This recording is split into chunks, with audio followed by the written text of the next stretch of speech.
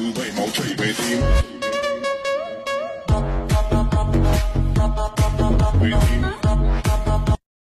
the watch, Prezi playing Jay.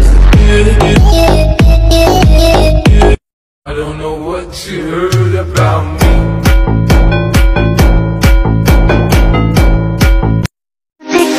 Tình yêu rồi thương thương. Em sẽ đồng ý cưới anh. Nên em đành viết chiếc thư tình để thấy em nói hết tâm tư cho mình. Mong anh đừng nói những lời từ chối. Em chỉ cần biết tâm tư anh hết thôi.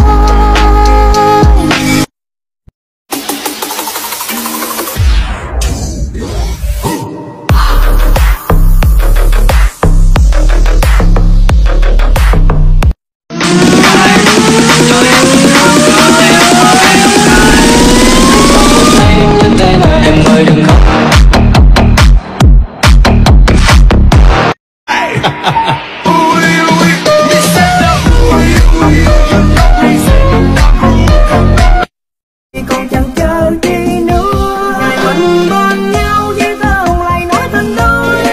Anh thiếu em như đang lục tìm mất thứ gì. Người chiều anh đi em sẽ đừng rơi nhiều. Đời không đắn đo em cần chi phải lo. Nhìn cài hoa mái đầu, dòng người vội vàng em hóa thân người mẹ vàng. Rời xa tình anh năm tháng, ngó thuốc sẽ thương.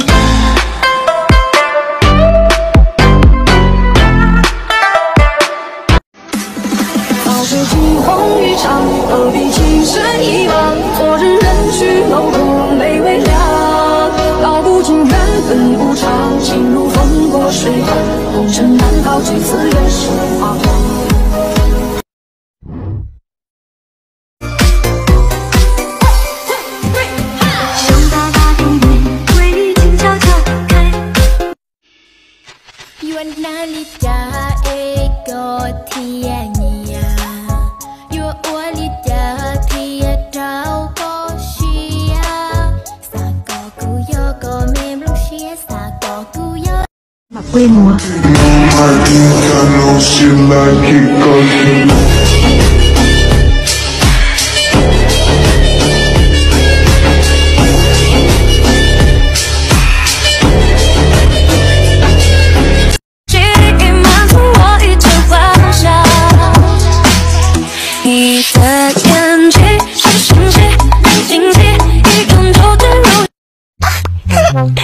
Роскомздрав не запретит. Simple.